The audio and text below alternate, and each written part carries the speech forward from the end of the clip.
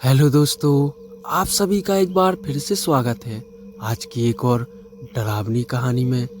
अगर यह कहानी आपको जरा सी भी पसंद आए तो प्लीज़ वीडियो को लाइक और चैनल को सब्सक्राइब जरूर से करें। तो चलिए कहानी शुरू करते हैं। एक छलावे की कहानी। नीरज अपने घर से ससुराल के लिए निकलता है।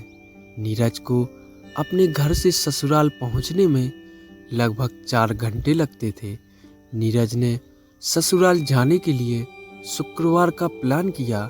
सुबह वह अपने काम पर गया और शाम को 5 बजे काम बंद कर वह अपनी बाइक से ससुराल के लिए निकल पड़ा।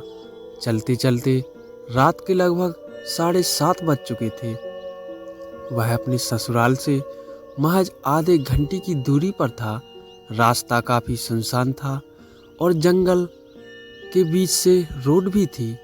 रात पूरी घिरने पर आ चुकी थी। चारों ओर अंधेरा था। बस बाइक की लाइट का जितना उजाला था बस वही था। आसपास कोई गांव भी नहीं था और इस रास्ते में, इस अंधेरे में किसी इंसान का मिलना भी मुश्किल था। नीरज अपनी धुन में बाइक चला रहा था। तभी रास्ते में एक आदमी ने नीरज से लिफ्ट मांगी। पहले नीरज ने उसे देख के अनदेखा कर दिया और आगे बढ़ गया। तभी नीरज ने ये सोचकर बाइक रोक दी कि बॉस और ही जा रहा है, इंसानियत के नाते किसी की मदद ही सही। ये सोचकर नीरज ने उसे लिफ्ट दे दी। थोड़ी दूर चलने के बाद वह आदमी नीरज से बोला, बीड़ी मिलेगी क्या?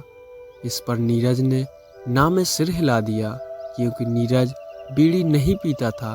वह आदमी फिर बोला, बीड़ी मिलेगी क्या? नीरज को लगा शायद उसने पहले नहीं समझा। इस पर नीरज बाइक की स्पीड थोड़ा कम करके बोला, बीड़ी नहीं पीता, मेरे पास बीड़ी नहीं है। इस पर वह आदमी झट से बोला, अगर बीड़ी नहीं है तो सिगरेट ही दे दो। नीरज ने उससे कहा, मैं कुछ भी नहीं पीता हूँ। इस पर वह आदमी गुस्से से बोला, अगर बीड़ी नहीं पीते हो तो मुझे साथ क्यों ले जा रहे हो? मुझे उतार दो यहीं। यह सुन नीरज को बहुत अजीब लगा। वह मन में सोचने लगा, एक तो मैंने इतनी रात में इसकी मदद की, धन्यवाद कहने के बजाय यह ऐसा कह रहा है। नीरज ने बाइक रोकी, उसे वहीं पर उतार दिया कहा, लेकिन वह आदमी वो कुछ नहीं बोला। नीरज ने पीछे मुड़कर जैसे ही देखा वहाँ कोई नहीं था। नीरज की समझ में नहीं आ रहा था कि वह आदमी जो उसकी बाइक में अब तक था वह कहाँ गया। अब नीरज को थोड़ा डर का एहसास होने लगा था। नीरज ने जल्दी से बाइक स्टार्ट की और वहाँ से चलता बना। थोड़ी दूर चलने के बाद जैसे ही नीरज एक मोड़ के पास आया, वो देखता है कि वही आदमी सामने खड़ा है। वह नीरज को हाथ का इशारा कर बीड़ी मांग रहा है। ऐसा नीरज के साथ जिंदगी में पहली बार हुआ था।